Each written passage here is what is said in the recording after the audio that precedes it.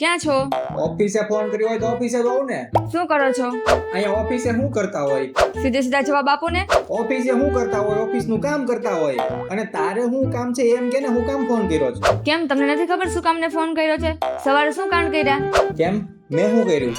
સીધે સીધો સવારમાં બેગ લઈને અહીંયા આવ્યો. સીધે સીધે વાળી જવાબ આપો છે કે મોઢા માંગડા રાખીને બોલાવું? હવે આ બૈરાઓ મને ખબર નથી પડતી કે ક્યાંથી આ બધી માથાકૂટ ચાલુ કરી દે છે. અને મને તો એ નથી ખબર પડતી કે આ બૈરાઓને ક્યાંથી બધી વાતની ખબર પડી જાય છે. હવે મારે કઈ રીતે આને હું કેવું અને કઈ વાતને લીધે થઈને આને આ બધું ચાલુ કર્યું છે, ક્યાંથી જાણવું? કાંઈક કરવું પડશે. અરે ભાઈ તું કે ને જલ્દી, અહીંયા મારા સાહેબ રાડું પાડે છે કે આ કામ નથી કરતા ને ફોન ઉપર મંડા પડ્યા છે. સાહેબને મૂકો સાઈડમાં અને પેલા મને ઈ કહો કે કોને 9 વાગે રાત્રે ગાર્ડનમાં બોલાવી છે? કોણે મેં બોલાવી છે? ના ના, મારા પપ્પાએ બોલાવી છે. અરે યાર સીધી રીતે કે ને વાત શું છે? ઓલી ખુશલીને હું તમે ગાર્ડનમાં બોલાવી છે રાત્રે?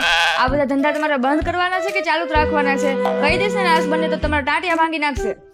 ઠીક એવું હતું? અરે બાપા હું એને ખાલી એમ કહેતો તો કે કિતને બજે તો એ ઊંધું સમજી કિતને બજે એમ સમજી. એમાં હું શું કરું? મારો ઈરાદો એવો નહોતો કે એને હું મળવા બોલાવું. એ એવું સમજીને પછી એને મને સામેથી એમ કીધું કે રાતે 9 વાગે. પછી મેં જવા દીધું ને હું વયો ગયો.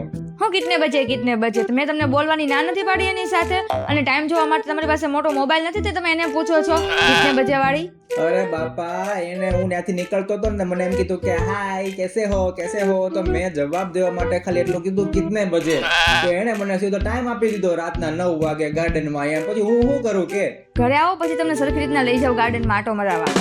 અરે આજ તો ખબર નહીં હવે ગાર્ડનમાં હું થાય રાતના 9 વાગે. તમારી પાડોશન જો કોઈ આવું પૂછે કે આવી વાત કરે ને તો પહેલા તમારી ઘરવાળીને યાદ કરીને જવાબ આપજો.